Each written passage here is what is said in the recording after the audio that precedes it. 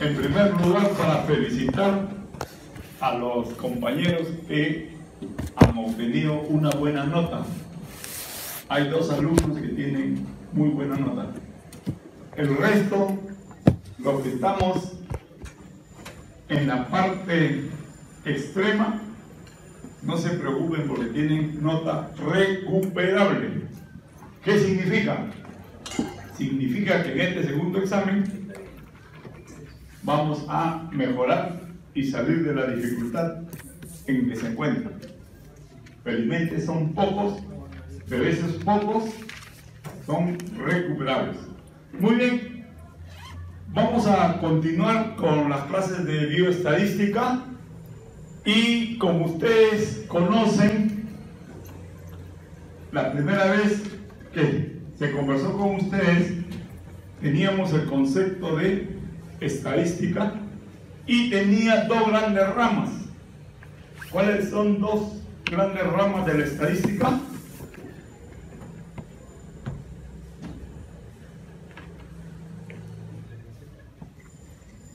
Estadística descriptiva y estadística inferencial. Estadística inferencial.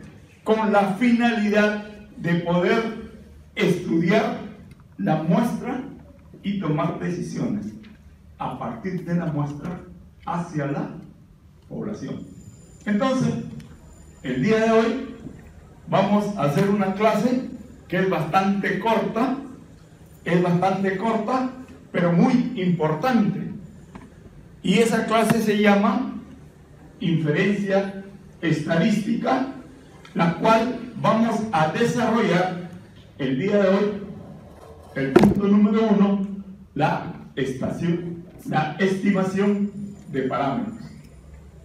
Esta estimación de parámetros puede ser una estimación puntual que, si bien es cierto, como concepto debemos aceptarlo, pero como trabajo, como una información para nosotros que nos va a permitir tomar decisiones, va a ser lo que es la inferencia estadística por intervalos.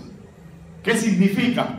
Que nosotros podemos decir, podemos concluir que a un determinado, que una determinada seguridad, una determinada, por decir, talla, se encuentra entre 2 valores. No podemos decir todo este conjunto de datos tiene una talla de tanto, sino que yo diría con una certeza del 95% la talla de los estudiantes de esta aula está comprendida entre un límite inferior y un límite superior. La clase de hoy la va a dictar el magíster Héctor Bejarano. Es parte del equipo, ya trabaja con nosotros mucho tiempo y es uno de los docentes de gran aceptación. Coleguita.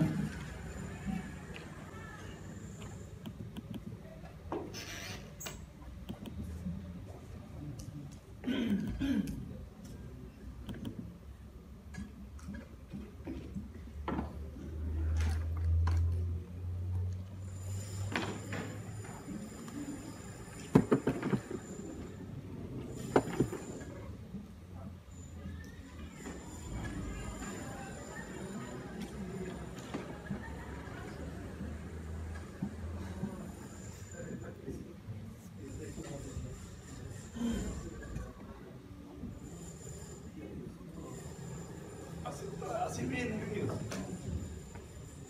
Después estamos.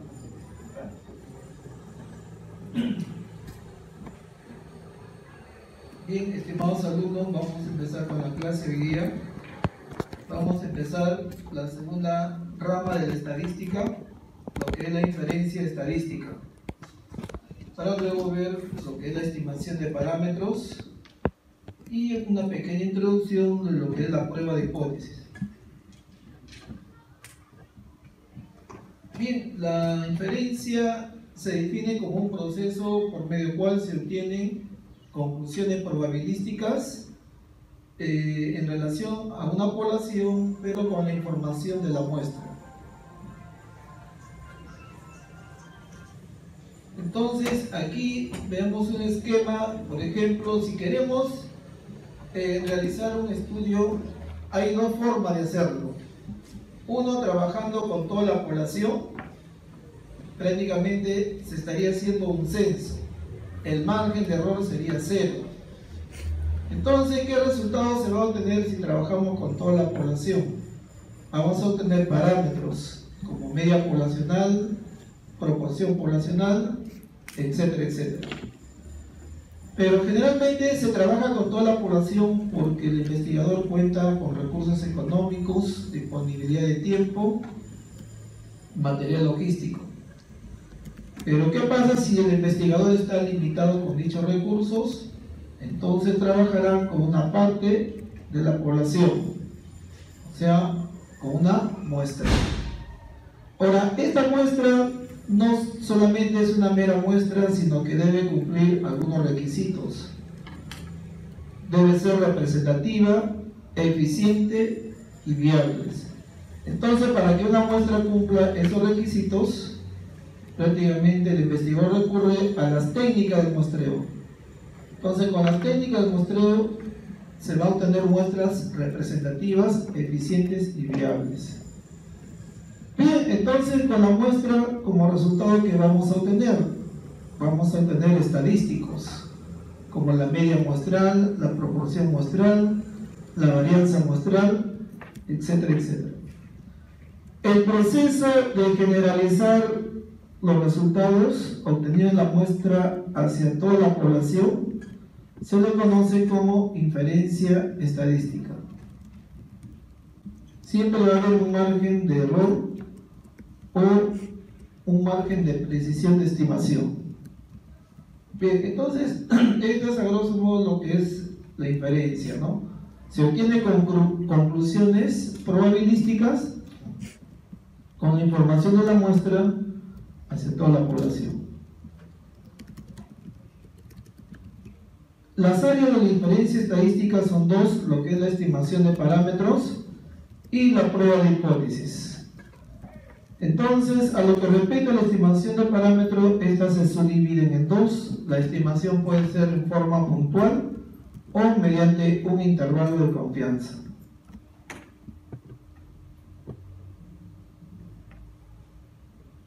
Empezamos con la primera parte de la inferencia, estimación de parámetros.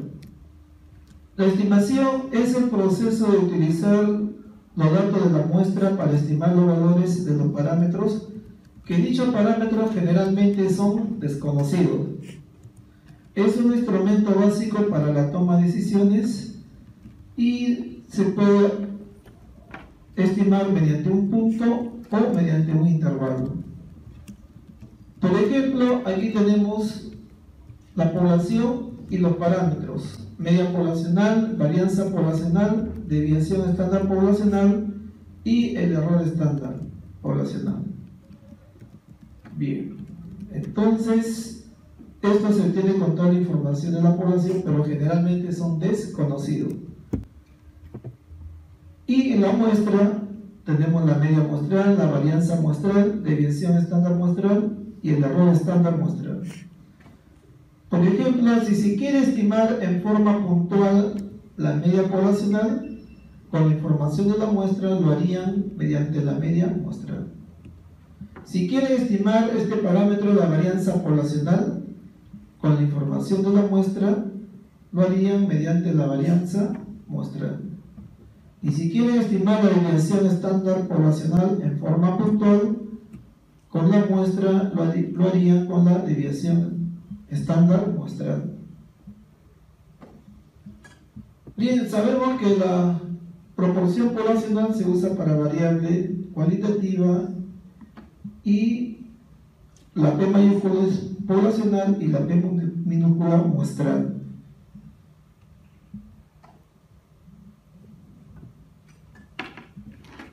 Bien.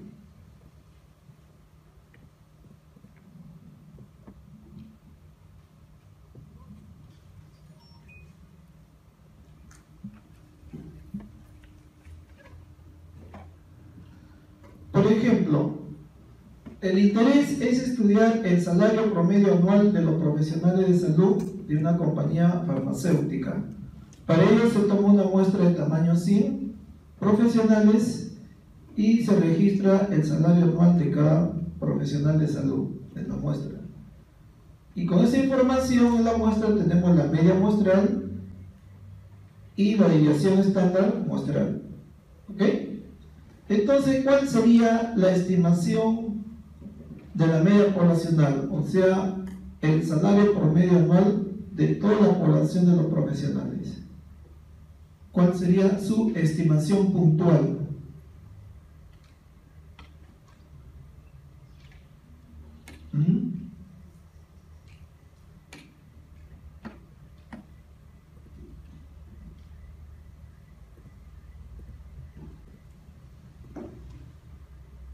Por ejemplo, la estimación puntual de la media poblacional sería la media muestral. Esta sería su estimación puntual de la media poblacional. Entonces, nuevamente, repito en el ejemplo. ¿Cuál sería la estimación puntual? ¿Cuánto sería? 7.750.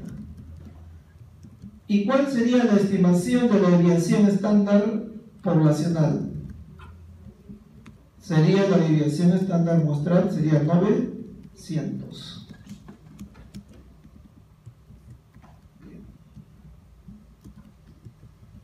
Entonces, se estima que el salario promedio anual en forma puntual es de 7.750. ¿Ok? Ahora, ¿qué pasa si de esa población de profesionales extraigo otra muestra? Que puede ser del mismo tamaño 100 o diferente tamaño. Entonces, si ustedes traen varias muestras sucesivas de esa población, ¿ustedes creen que esta media muestral se va a mantener fijo o estable o va a variar? Va a variar, ¿no? Va a variar. De repente un poco más de 7.750 o un poco menos. Pero de hecho que va a variar. Bien, entonces estaríamos esa sería la desventaja de que este estadístico no es estable.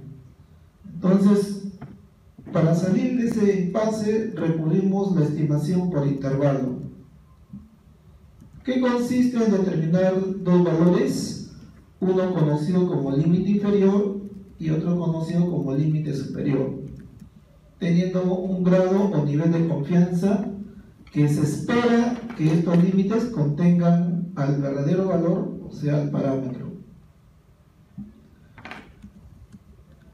Por ejemplo, si con un nivel de confianza, por decir el 95%, prácticamente los valores que estén un poco más o un poco menos de 7.750 lo va a asumir como similar. Esa es la idea. Lo trata de estabilizar este estadístico, pero solamente hasta un cierto margen de seguridad, nada más. ¿Ok? Entonces, por ejemplo, el gobierno dice la inflación el año pasado fue 3, hoy día es 2.9, ha disminuido, pero si saca con otra muestra puede ser más de 3. Entonces, como si lo analizamos con un intervalo de confianza, ese 2.99 y 3 lo asume como similar, o sea, no ha habido cambio. Entonces, lo recomendable de analizar los datos mediante estimación de parámetros sería mediante intervalo. ¿Ok?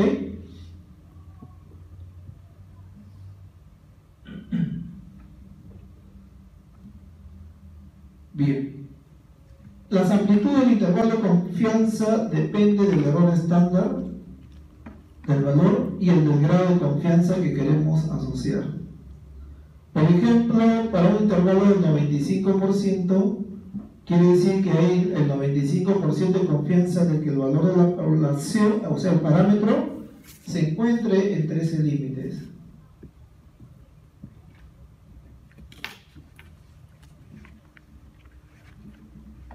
Bien. Entonces, la fórmula general del intervalo de confianza de cualquier parámetro sería, miren, acá el estadístico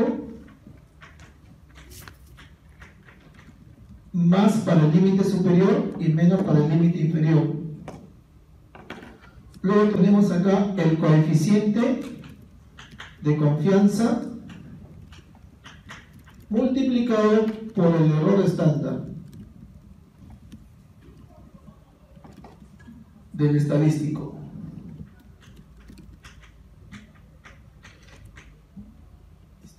Esa sería la fórmula general de un intervalo de confianza.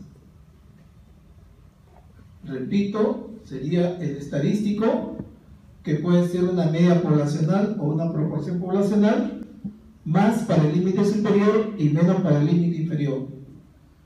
Luego el coeficiente de confianza por el error estándar, si acá es la media muestral, error estándar de la media muestral. Si acá, por ejemplo, es la proporción muestral, el error estándar de la proporción muestral.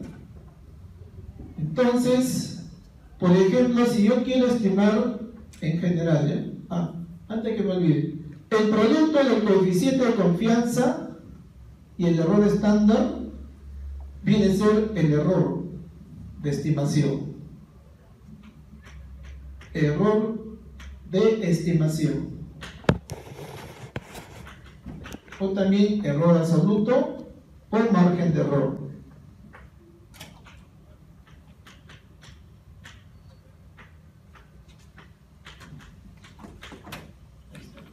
Entonces, ¿cómo tenemos el error absoluto o el error de estimación o el margen de error? También se puede obtener multiplicando el coeficiente de confianza por el error estándar del estadístico.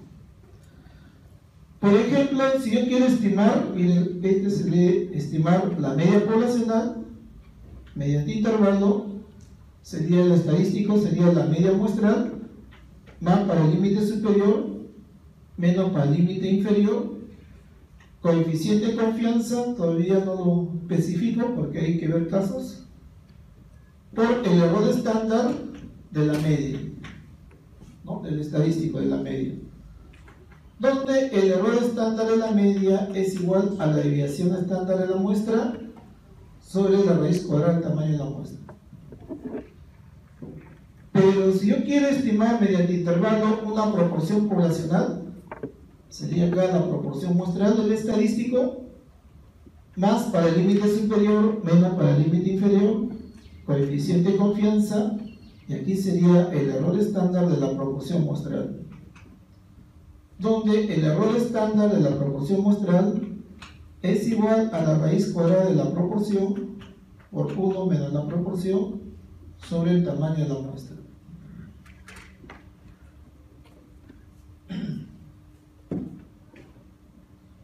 Bien, por eso acá está especificado, miren, el error estándar de la media y el error estándar, este poblacional y este muestral.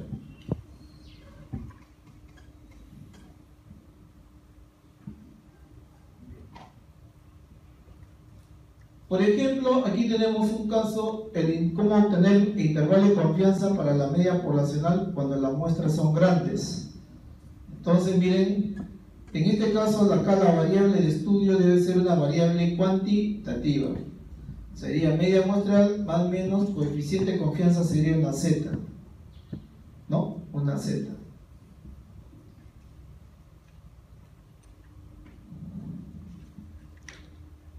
Bueno, aquí lo tenemos agrupado acá ya con el signo menos, límite inferior, y con el signo más, límite superior. Por ejemplo, se tiene interés en estimar la altura media de los alumnos de la Facultad de Medicina y mediante una muestra de tamaño 36 se obtienen los siguientes resultados. Media muestral 170 centímetros y desviación estándar 20. Entonces, para la muestra, miren, es 36, mayor de 30, se considera como una muestra grande. Entonces, la fórmula a usar sería, miren, la media muestral más menos el coeficiente de confianza Z. Entonces, miren, estoy haciendo este coeficiente de confianza Z cuando la muestra es grande, o la desviación estándar sobre el tamaño de la muestra. Y reemplazamos 170, la desviación es 20 y la muestra 36. Entonces, si el nivel de confianza, miren, si el nivel de confianza para un nivel de confianza del 95%, ¿cuánto vale Z? Eso ya lo han trabajado en muestreo, ¿no? El más usual, 1.96. Entonces, miren, para un nivel de confianza del 95%, Z es 1.96. Bien, reemplazando los valores y aplicando las operaciones básicas, y aquí tenemos, miren, límite inferior, límite superior. Eso significa que la estatura promedio de los estudiantes de la facultad está comprendida entre 163.5 y 176.5 centímetros, siempre especificando con un nivel o grado de confianza del 95%. Esa sería la forma de la interpretación. Entonces, ¿por qué usaron esta formulita? Primeramente porque la variable es cuantitativa y además la muestra es grande. Vemos un caso cuando la muestra también es pequeña, menor de 30, y la variable de estudio es de tipo cuantitativa. Entonces acá el intervalo de confianza sería también la media muestral, más para el límite superior y menos para el límite inferior. En este caso, miren, el coeficiente de confianza ya no es una Z, sino una T de student. Por el error estándar de la muestra, no, disculpen, la desviación estándar de la muestra sobre la raíz cuadrada del tamaño de la muestra. A comparación, en el caso anterior era Z, ¿no? Porque la muestra era grande, como ahora es pequeña, simplemente usarán la T. Ahora, esta distribución T-Student tiene un parámetro que es conocido como grado de libertad. ¿Y cómo se obtiene ese grado de libertad? Tamaño de la muestra menos 1. ¿Ya? Por ejemplo, queremos estimar el peso promedio de los enfermos de hipotiroidismo. Miren, una muestra de 30, o sea, una muestra pequeña. Entonces, con esta muestra se obtuvieron una media muestral de 71, desviación estándar 5, y queremos estimar asumiendo un nivel de confianza del 95%. Entonces, 30 es considerado como muestra pequeña, y aquí tenemos la fórmula. El grado de libertad sería 30 menos 1, sería 29. Bien, reemplazamos los datos en la tabla.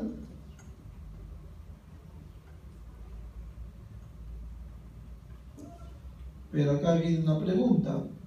¿Cómo se obtiene el valor de T? T-Student.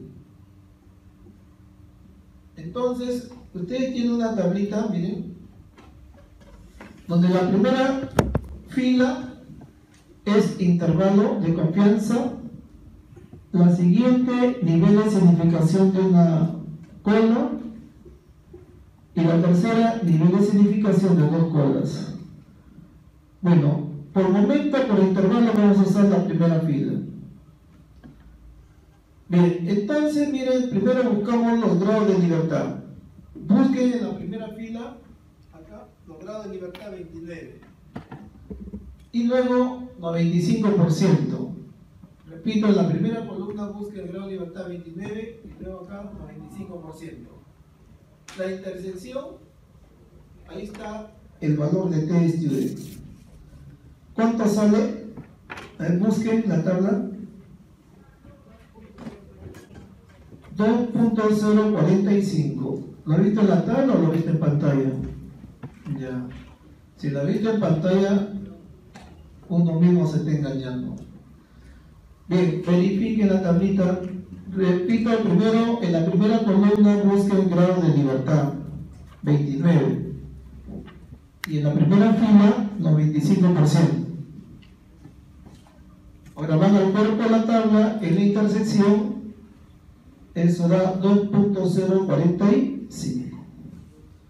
Bien, reemplazamos los valores en la formulita, aplicamos las operaciones básicas y ahí tenemos el resultado, ¿no? Límite inferior 69 y superior 72. Quiere decir que con un 95% de confianza el promedio del peso de los hipotiroideos en la población se encuentra entre 69.1 y 72.9 kilogramos. De esa forma se interpreta el coeficiente de confianza. Entonces, miren, ya tenemos otra nueva formulita. ¿En qué momento van a usar esta fórmula? Variable cuantitativa y muestra pequeña. Se está considerando como muestra pequeña menor o igual a 30.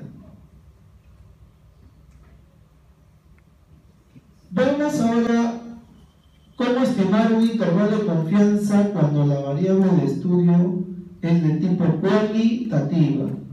En este caso, el interés será estimar una proporción poblacional. Entonces, la fórmula, aquí lo tenemos, proporción muestral, más para el límite superior y menos para el límite inferior. Acá el coeficiente de confianza siempre va a ser Z.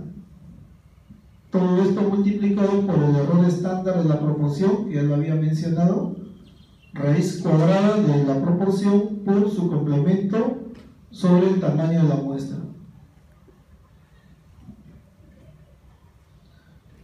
Bien, descomponiendo esta expresión, tenemos acá, miren, el menos como límite inferior y el más como límite superior.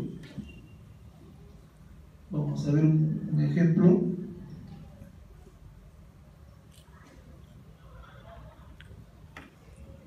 Se tiene interés en estimar la proporción, miren, se quiere estimar la proporción poblacional. Ya cuando menciona proporcional, se trata de una variable de tipo cualitativa. La proporción de niños desnutridos menores de 5 años en una comunidad. Se elige al azar una muestra de 100, de los cuales de esos 100, 45 están desnutridos. Bien, entonces, como la variable es cualitativa, usaremos la fórmula. Necesitamos la proporción muestral, no lo tenemos la proporción muestral. ¿A qué es igual la proporción muestral? A, que viene a ser el número de individuos u objetos que posee el atributo sobre el tamaño de la muestra. En este caso, el atributo sería de que el niño esté desnutrido. Entonces, ¿cuántos desnutridos hay en la muestra? 45. Sobre el tamaño de la muestra, que es 100, y la proporción sería 0.45. El investigador ha asumido un nivel de confianza del 95%. Bueno, no lo especifica el enunciado, pero eso no significa que faltan datos. Simplemente da a entender de que eso lo asume el investigador, en este caso el más usual es 95%. Entonces, para un nivel de confianza del 95%, el coeficiente de confianza Z será 1.96. Entonces, reemplazamos los datos en la formulita, ahí lo pueden apreciar,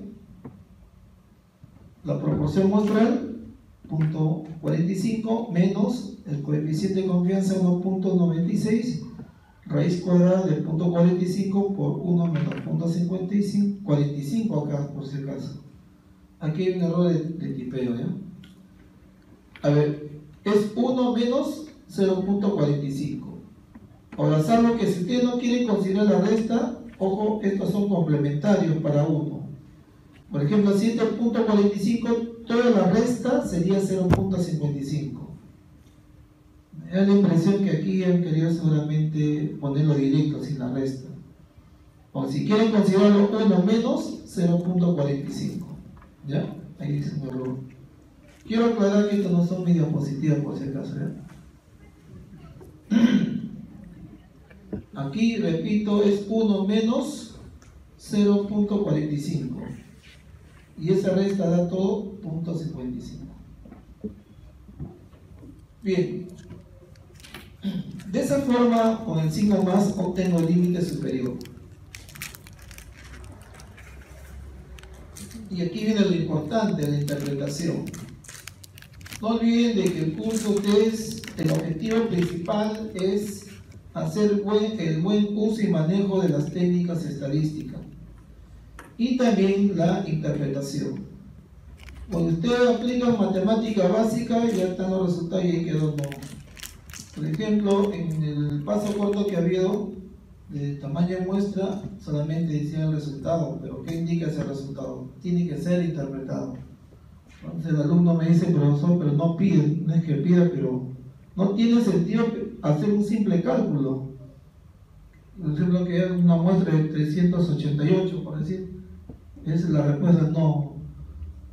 Si nosotros queremos que este curso esté relacionado con la práctica, entonces acá el acabado final es su interpretación. Aparte del resultado, acostúmbrese, porque eso le va a ayudar a hacer el análisis, porque usted con la interpretación le va a pedir por defecto leer el problema completo y entenderlo de qué se trata. Si no, si solamente se conforman con los resultados sin interpretación, no tiene sentido. Bien, entonces estos resultados indican que la proporción de niños menores de 5 años desnutridos en dicha comunidad se encuentra o oscila entre 0.352 y 0.548, siempre especificando con qué nivel de confianza se ha trabajado, en este caso con el 95%. Pues, como ustedes pueden apreciar, no es nada del otro mundo. Bien, pero sin embargo también se puede estimar en forma puntual y mediante un intervalo en estudios casos controles y estudios de cortes. No se ve la fórmula, ¿no?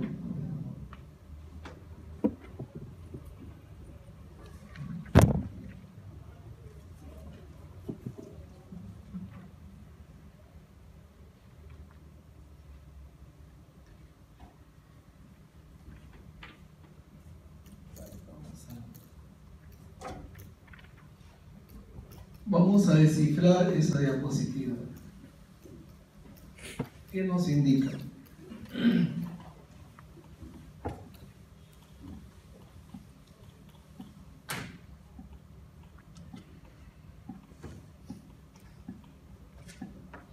Bien, en primer lugar, tenemos acá la tablita de 2×2. ¿Ok?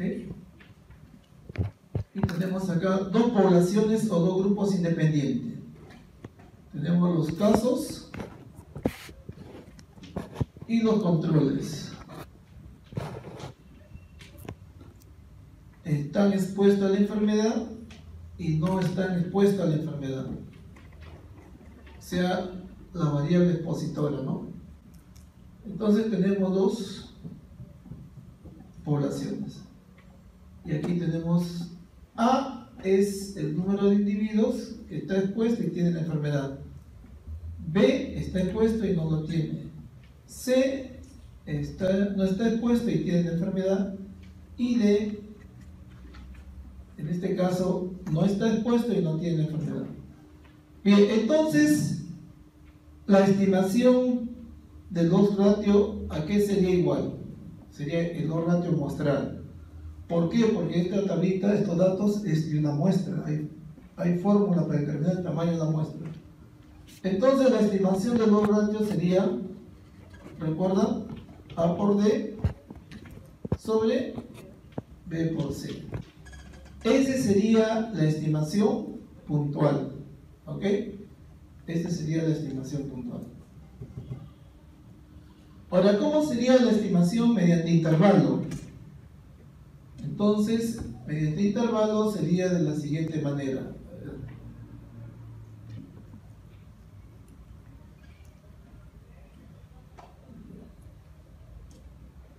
Sería el intervalo de confianza de los ratios. Sería, en este caso, bueno, ya la fórmula está deducida, ¿no? El límite inferior vendría a ser el ratio muestral, o sea, el OR sombrerito, multiplicado por E elevado a la menos 1.96 por el error estándar, en este caso es igual la raíz cuadrada de 1 sobre A más 1 sobre B más 1, o sea, la suma de las inversas de esta frecuencia más 1 sobre D. ¿Ok? Este sería el límite inferior. Y el límite superior también sería igualito, sino que en lugar de menos es más. Sería el OR estimado por E ya positivo 1.96 por la raíz cuadrada de la suma de las inversas de las frecuencias. Ya está. ¿Ok? Eso sería. Bien, vamos a ver un ejemplo para que vean cómo se maneja.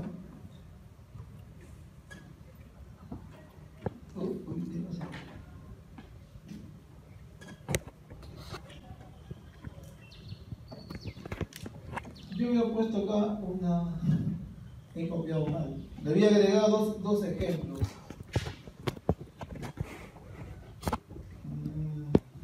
Sí, le había agregado dos ejemplos y parece que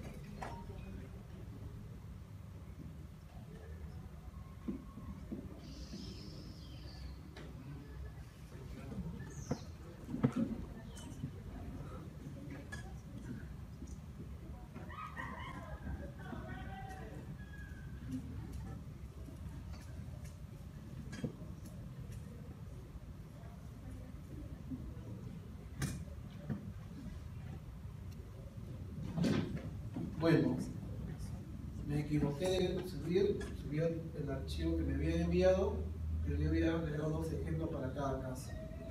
A ver, acá tengo los datos, una tablita, por ejemplo.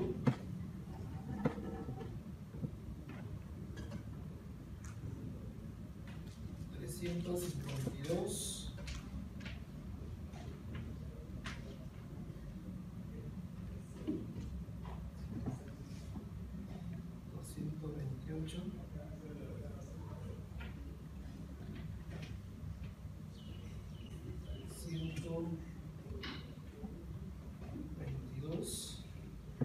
Y 48.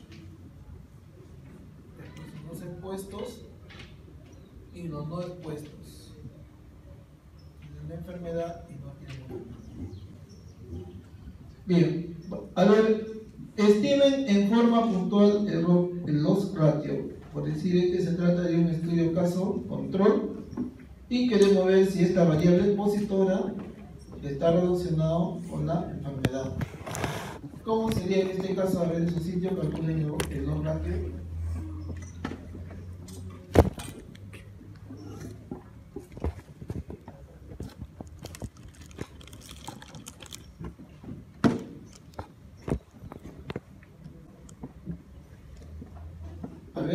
¿Cuánto sale? La estimación puntual del O-ratio sería 352 por 122, sería 228 por 48. ¿Cuánto sale? ¿Cuánto sale? 3 punto. ¿Cuánto? 3.92. ¿Ok? Entonces, cuando el error es mayor de 1, significa que hay riesgo, ¿no? Entonces, significa que esta variable expositora es un factor de riesgo para adquirir la enfermedad. Bien, esta sería la estimación puntual. Pero veamos a ver mediante intervalo. Entonces, para un nivel de confianza del 95%, entonces aplicamos esta fórmula. Entonces, el límite inferior sería el OR estimado, que es 3.92 por E elevado a la menos 1.96 por raíz cuadrada de 1 sobre 352 más 1 sobre 228 más 1 sobre 48 más 1 sobre 122. Entonces, el límite inferior sería 3.92 por E a la menos 1.96 por toda esta presión sale 0.19. Todo lo que es raíz sale 0.19. Ahora sí, el resultado final sería 2.69. ¿No? 3.92 por E a la menos 1.96 por 0.19, 2.69. El límite superior sería también similar, ¿no? 3.92 por E ya sería positivo, 1.96 por esto ya se desarrolló, que es 0.19, y esto nos da 5.7. Entonces, el intervalo de confianza del odds ratio sería 2.69 y 5.7, o un nivel de confianza del 95%.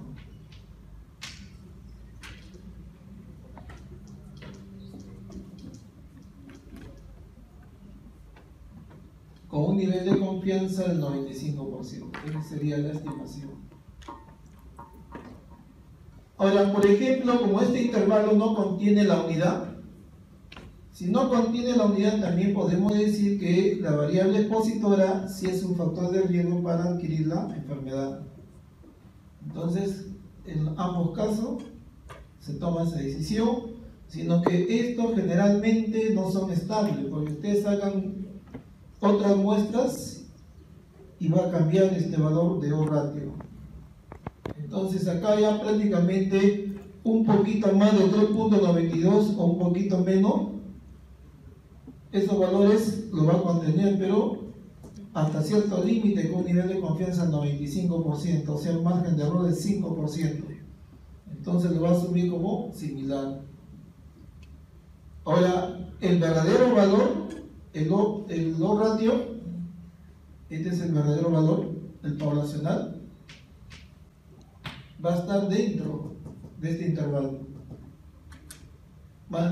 asumiendo un nivel de confianza del 95%. Bien.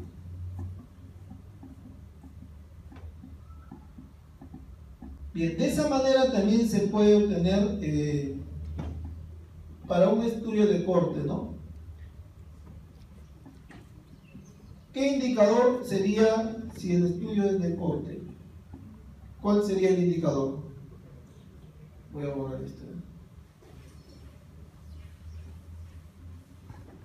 En este caso sería el riesgo relativo, ¿no?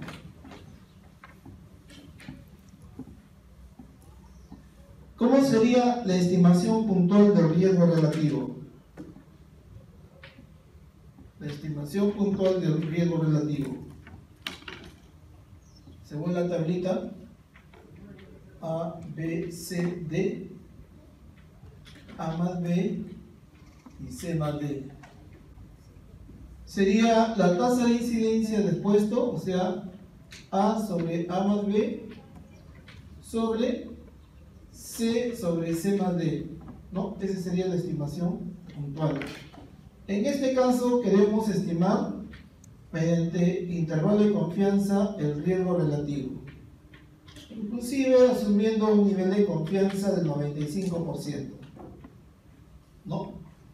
Entonces el límite inferior sería el riesgo relativo estimado por E elevado, como Z es, como el nivel de confianza es 95%, Z es menos 1.96, multiplicado por la raíz cuadrada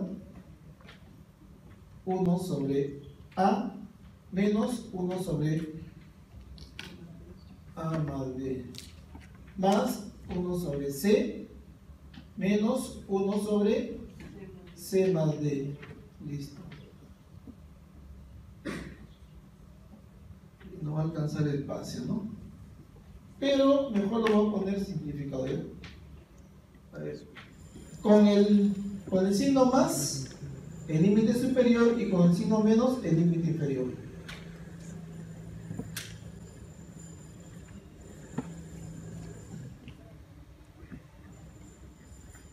Bien, hasta ahí hemos visto lo que es la primera parte de la inferencia estadística, estimación de parámetros. Bien, ahora sí vamos a ver una pequeña introducción de la segunda parte, que es la prueba de hipótesis. La prueba de hipótesis es una técnica que se sigue para decidir si se rechaza o no una hipótesis estadística en base a la información de una muestra. Bien, a ver, ¿qué es una hipótesis? ¿Alguien tiene una idea de lo que es una hipótesis? Una hipótesis es una proposición o un supuesto de lo que se cree algo acerca de una realidad, ¿no? Esa sería una hipótesis. Ahora la pregunta viene, ¿qué es una hipótesis estadística? También es una afirmación o un supuesto de lo que se cree acerca de la realidad. La diferencia que en la hipótesis estadística se relaciona con los parámetros, ¿no? No relaciona con los parámetros, que puede ser la media poblacional, la proporción poblacional, varianza poblacional. Bien, hay dos tipos de hipótesis. La hipótesis nula, cuya notación simbólica es H sub 0, también se le conoce como la hipótesis de la no diferencia o de la similitud, ¿no? Y se asume como verdadera.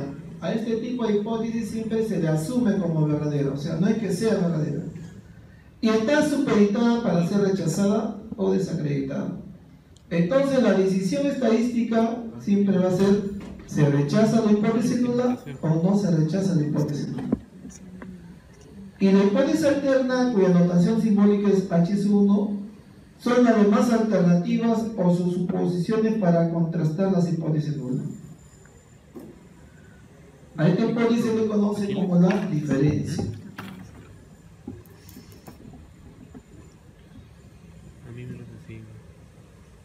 Por ejemplo,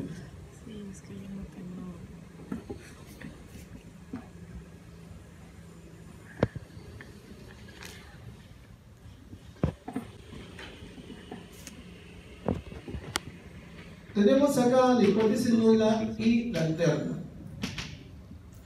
Si la variable es cuantitativa, entonces miren, comparar una media poblacional verdadera versus una media poblacional supuesta. ¿Ok? Entonces, la alterna podría ser diferente. Si aquí es diferente la alterna, acá será igual. Otra forma es, por ejemplo, comparar la media poblacional verdadera versus la supuesta, donde acá el interés es que esta media verdadera es mayor que la supuesta. Entonces, si este es mayor, acá será menor o igual. Otra forma, de repente el interés es que la media verdadera es menor que la supuesta. Entonces, la nula sería, si aquí es menor, acá será mayor o igual. Por eso, miren, la nula considera la igualdad. Por eso se asume como verdadera. O la hipótesis de la no diferencia, mientras que la alterna no contiene la igualdad, que es la hipótesis de la investigación. Bien, entonces observen, dentro de la hipótesis nula, alterna, disculpen, miren, dentro de la alterna hay dos, diferente, mayor o menor. Entonces, cuando la alterna es diferente, se le conoce como hipótesis estadística alterna bilateral. Y cuando es mayor o menor, es unilateral. Hipótesis estadística alterna unilateral. ¿Ok? Entonces, las hipótesis estadística alterna se subdividen en dos, en bilateral y unilateral. Ahora, dentro de las unilateral, cuando es mayor, es unilateral a la derecha, y cuando es menor, unilateral a la izquierda. Entonces, miren, las alternas unilaterales se subdividen en unilateral a la derecha cuando es mayor y unilateral a la izquierda cuando es menor. Ahora, de las hipótesis alternas se va a generar la región de rechazo de la hipótesis nula. Y justamente ahí vamos a ver por qué se dice bilateral y por qué unilateral a la derecha y por qué unilateral a la izquierda. Por ejemplo, acá, la región de rechazo de la hipótesis nula cuando la alterna es bilateral. La región de rechazo sería el área sombreada. Por eso se dice bilateral o de dos colas. Región de no rechazo de la hipótesis nula, región de rechazo de la hipótesis nula. Región de rechazo de la hipótesis nula. Cuando la alterna es unilateral a la derecha, la región de rechazo sería esta. Acá. Cola a la derecha. Región de rechazo de la hipótesis nula y región de no rechazo de la hipótesis nula. Y finalmente, cuando es menor, la región de rechazo de la hipótesis nula sería esta. Región de rechazo de la hipótesis nula y región de no rechazo de la hipótesis nula. Entonces, miren, las regiones críticas de la hipótesis nula se generan a partir, como está planteado, la alterna. Entonces, ¿cuál de estas elegir? Ya eso dependiendo del interés del estudio. Por ejemplo, un investigador pretende estudiar en forma comparativa la eficacia de dos tratamientos, A y B, y el interés es ver cuál es el mejor tratamiento. Entonces, la nula, miren cómo lo plantea, que la diferencia de la media poblacional es igual a 0, quiere decir que ninguno de los dos obtiene el mismo efecto, o el tratamiento A no difiere del B. En este caso, la alterna, ¿cómo sería? Si lo plantean, por ejemplo, mayor, diremos que el mejor sería el tratamiento A con respecto a B. Pero si es menor, sería el B el mejor, ¿no? Claro. Si acá sería menor, se decía el tratamiento B es mejor que el A, porque este valor mayor que este valor.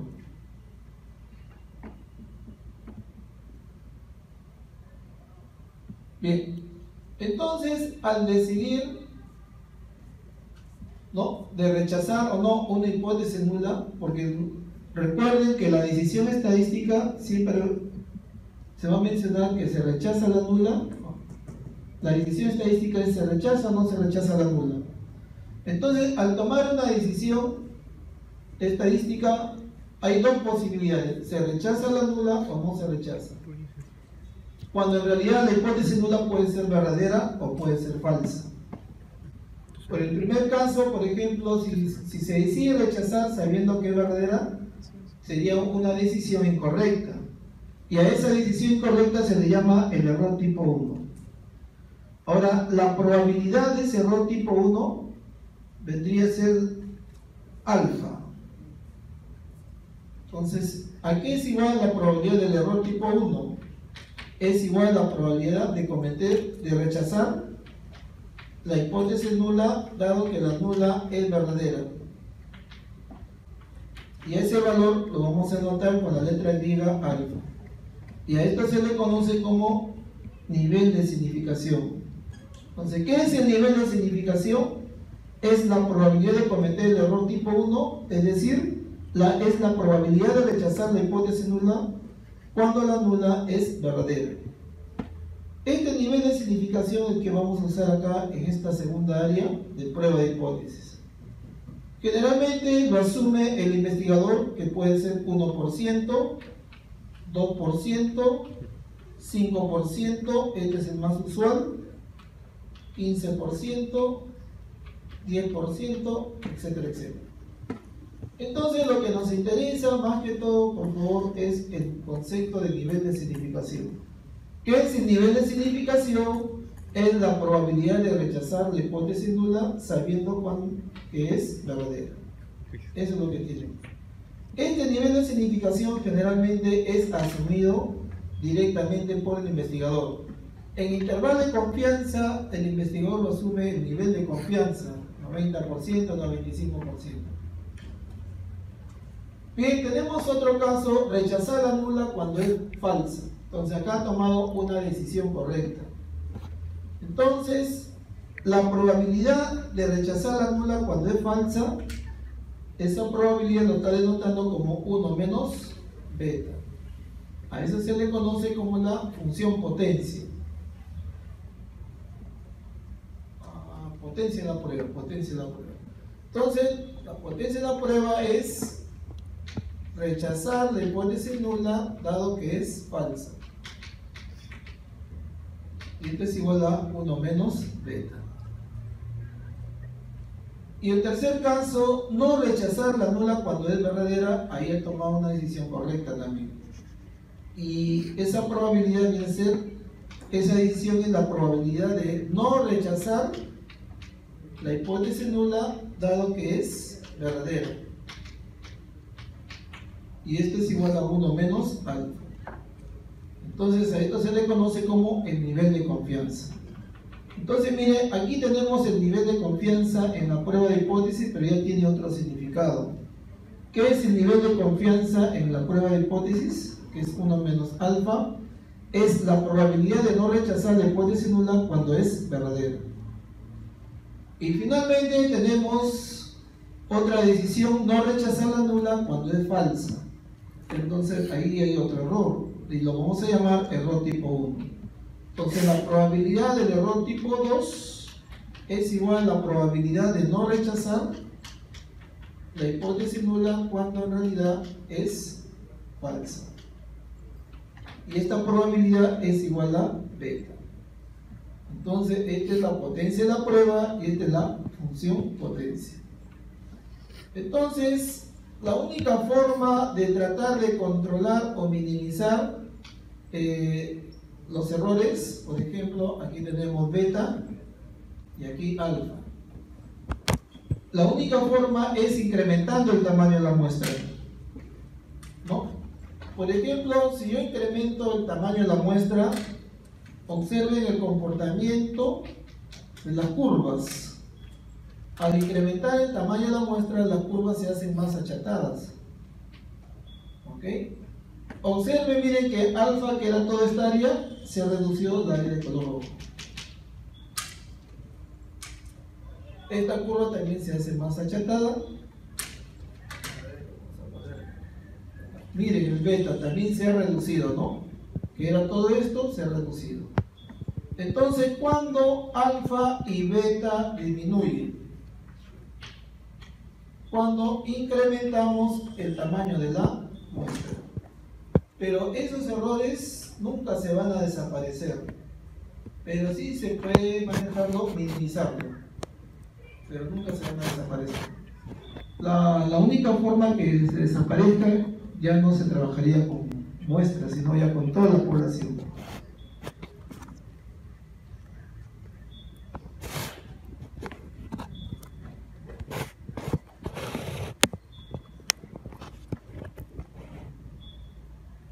Creo que eso es todo. Sí. Eso es todo, jóvenes aún. Pueden irse en paz.